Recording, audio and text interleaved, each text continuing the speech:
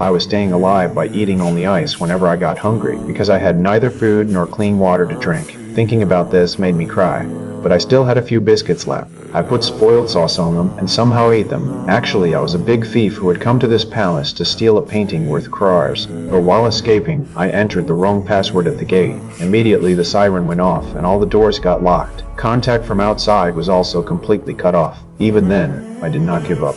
In panic, I saw that one door was made of expensive wood. I tried to make a hole in it with a knife, and I even made a small hole, but behind it there was a strong layer of steel. After some time, I felt very thirsty.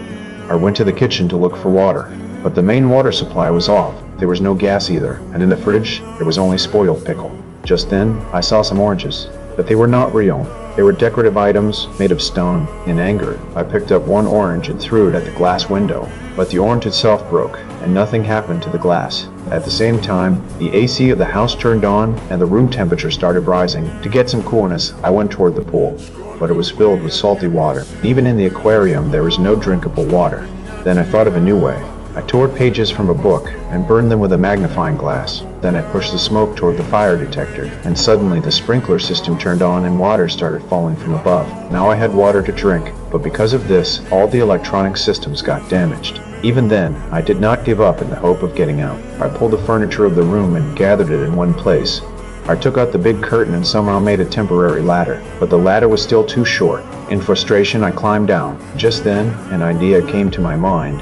I immediately went into a room and brought back a mattress from the bed. After that, I sat down calmly and made a map. Now my whole plan was ready. I broke an expensive flower vase and arranged protection for my eyes from its pieces. Finally, this time I slowly reached the roof.